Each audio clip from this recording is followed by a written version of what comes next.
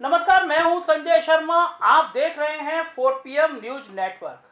बचपन से एक कहावत सुना करते थे कि जिंदा हाथी लाख का और मरा हाथी 1.25 लाख का। ये कहावत मैं आज आपको दूसरे संदर्भ में सुना रहा हूँ। एक आईपीएस थे, नौकरी में रह के भी बहुत खुराफात करते थे। सरकार ने सोचा खुराफात बंद कर दी जाए तो नौकरी से जबरन रिटायरमेंट दे दिया जाए। मगर सरकार को पता नहीं था कि अगर इस तरह के मस्त मौला आदमी को खुली छूट दे दोगे तो वो हाथी और बिगड़ैल हो जाएगा। आप समझ गए होंगे मैं बात अमिताभ ठाकुर की कर रहा हूँ। और आज बहुत मज़ेदार काम किया तो मैं उनसे सीधे पूछता हूँ। अमिताभ जी नमस्कार, स्वागत है आपका। नमस्ते। कहाँ से लाते हैं आप इतनी खुराफात? आप रिटायर हुए और आपने एक चिट्ठी थमा दी डीजीपी को कि साहब आपको फेयरवेल नहीं दी गई, आपको डिनर नहीं दिया गया। जिस नौकरी से आपको निकाल दिया सरकार ने, आप काहे उनसे डिनर मांग रहे हैं?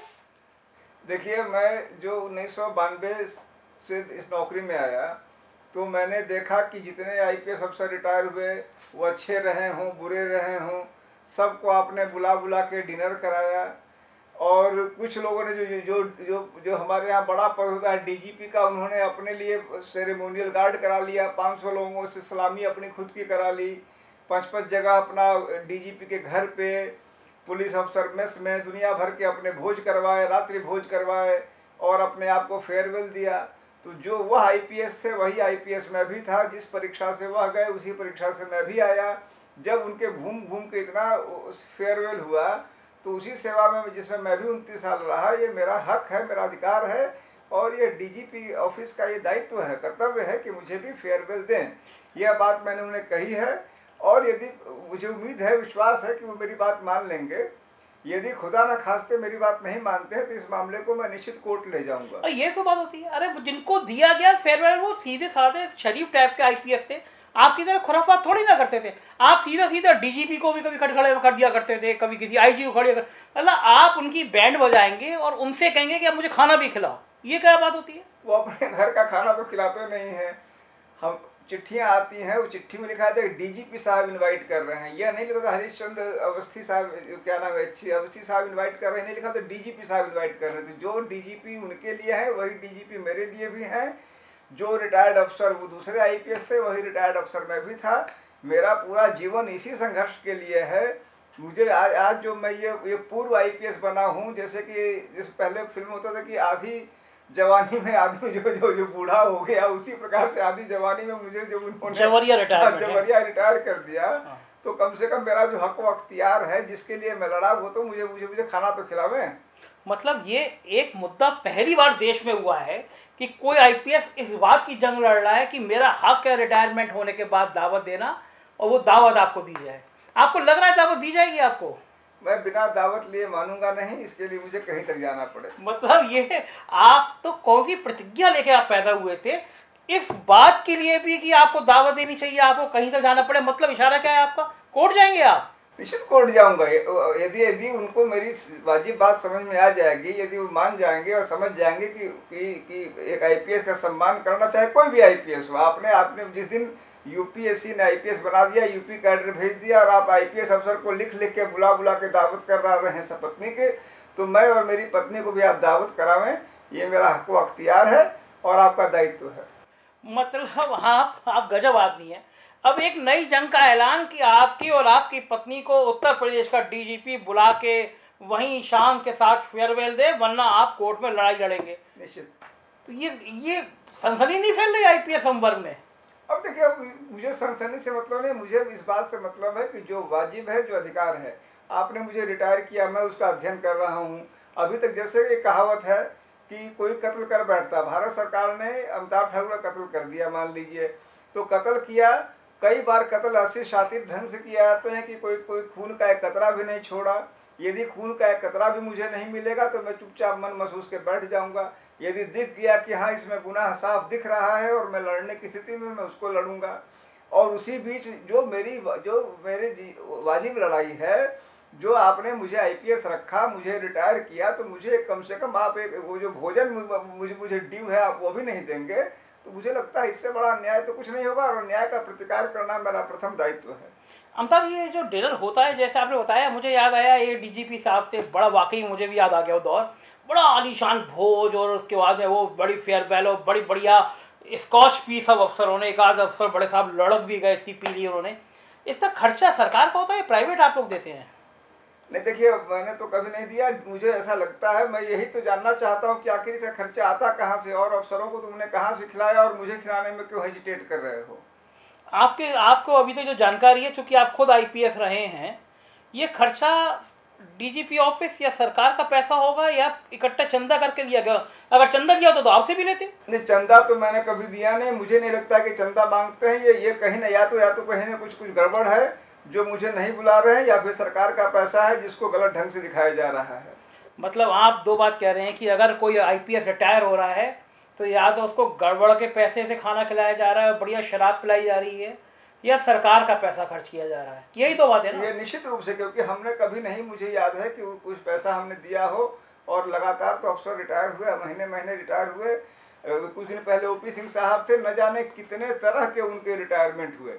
ओपी सिंह आईपीएस थे, मैं भी आईपीएस तो हूँ। ओपी सिंह झटकेदार थे, वो तो डांस वांस करते हुए कुछ लड़कियों वड़कियों के संग भी दिखाई दिया करते थे। उनकी तो शायरी की, उनकी आशिकी की तमाम चर्चा होती है। आप कहाँ मतलब ओपी सिंह का मुकाबला करेंगे?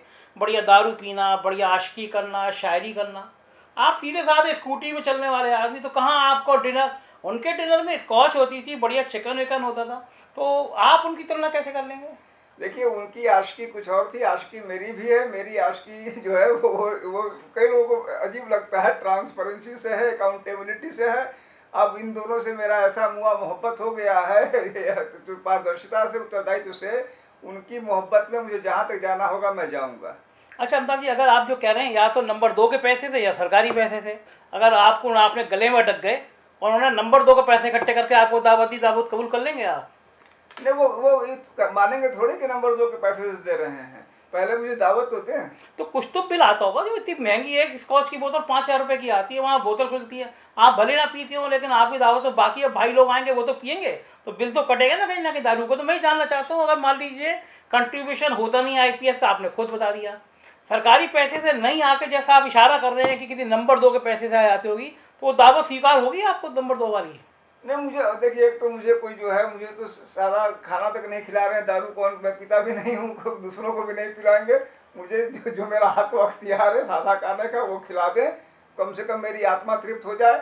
नहीं तो मरने के बाद भी वो डिनर मेरे मन में बना रहेगा, और घूम घूम के मैं पुलिस अफसर में इसके चारों तरफ घूमता रहूंगा जन्म जन्मांतर तक। ये मजेदार बात है। लेकिन एक बताइए अमिताभ जी, जहां तक मैं मानता हूं, मेरी जानकारी है, वो पैसा सरकार की तरफ से खर्च किया जाता है।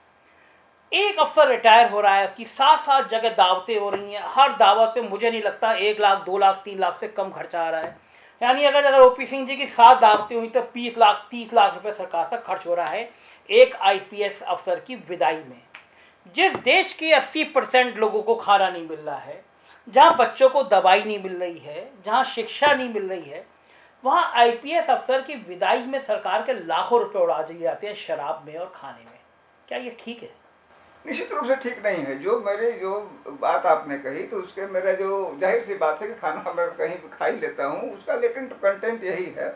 और उतना ही नहीं, जो आपने एक बड़ी गंभीर बात कही, देखिए, मुझे बल्कि मैं तो उसके संबंध में भी निश्चित रूप से आरटीआई मांगूंगा और जानकारी हासिल करूंगा कि जो अपना फेयरवेल करते हैं, जो कुछ लोग जो डीजीपी अपने आप कहते हैं और फेयरवेल करते हैं, उसमें न जाने 30-30 दिन 35-35 दिन तक उसमें परेड का रिहर्सल कराते हैं। वो कौन सा नियम है? मुझे नहीं मालूम कि ऐसा कोई नियम है कि एक अफसर के लिए 30-35 दिन तक हजारों सिपाही आके यहाँ पर उसके लिए रिहर्सल करें, और उसके बाद एक खास आदमी को विदाई देने के लिए सारा ये समारोह हो। ये निश्चित रूप से शासकीय धन का, मेरी जानकारी में शासकीय धन का ये अपव्यय है, सीधा अपव्यय है। और यह भी अपने आप में पारदर्शिता और उत्तरदायित्व से जुड़ा एक गंभीर प्रश्न है। नहीं, ये बात तो मैं मानता हूँ। व्यक्तिगत डीजीपी के रूप में मैंने ओपी सिंह का कार्यकाल भी देखा था, जहाँ पे तमाम किस्से होते थे, और मौजूदा डीजीपी को भी मैं जानता ही हूँ कि वो भी आपकी तरह शायद प्याज भी नहीं खाते और शराब तो दूर की बात है, वो भी बहुत सादगी वाला जीवन जीते रहते हैं। लेकिन व्यवस्था का सवाल है, और मुझे लगता भी नहीं शायद हितेश अवस्थी रिटायर होंगे तो इस तरह का भव्य आयोजन करेंगे। लेकिन जैसे आपने बताया कि ये अपव्यय है, तो इस परंपरा को रोकने के लिए और सरकार के पैसे का तंत्र, जनता के पैसा खराब ना हो, इसकी भी एक मुहिम चलाएंगे। निश्चित रूप से मेरे ख्याल से, देखिए, इतना ही नहीं, एक और गंभीर प्रश्न है, उस पर भी बल्कि कुछ दिन मैंने आरटीआई में उस पर भी सवाल मांगे थे। नियुक्ति विभाग ने उसमें बड़ी, मुझे तो लगता है बड़ी धांधली की थी। मैंने मांगा था ये जो आईएएस अफसर हैं, ये जो आईएएस वीक करते हैं, आईएएस वीक में दुनिया भर का पैसा खर्च करते हैं ये। मैंने पूछा कि आखिर ये आईएएस वीक तुम्हारा कहाँ से आता है, इसका पैसा सरकार देती है कि नहीं देती है। आपको जान के आश्चर्य होगा, नियुक्ति विभाग ने कहा कि हम तो आईएएस वीक को जानते ही नहीं हैं, आईएएस वीक से हमारा कोई वास्ता नहीं। आखिर जब आईएएस वीक से तुम्हारा वास्ता नहीं तो मुख्यमंत्री जी क्यों उसमें जाते हैं, मुख्य सचिव क्यों जाते हैं, क्यों सरकार के सारे जगहों पे उनके कार्यक्रम होते हैं। तो ये जो दोहरापन है, जनता के सामने कुछ और दिखावा, कागजों पे कुछ और होना। यहाँ तो आप कह रहे हैं कि सरकार कर रही है आईएएस वीक, सरकार का अंग है नियुक्ति विभाग, वो कह रहा है कि आईएएस वीक से हमारा कोई वास्ता नहीं है, यूपी आईएएस एसोसिएशन से हमारा कोई वास्ता नहीं है। तो ये जो दोहरेपन है, इन दोहरेपन पे प्रहार करना आवश्यक है, ताकि लोगों को ज्ञात हो कि जो ये अपने आप को जो इस देश का फर्जी नायक बता रहे हैं या करता धरता बता रहे हैं, अपनी हकीकतों को बतावें और सच्चाइयों को सामने लावें।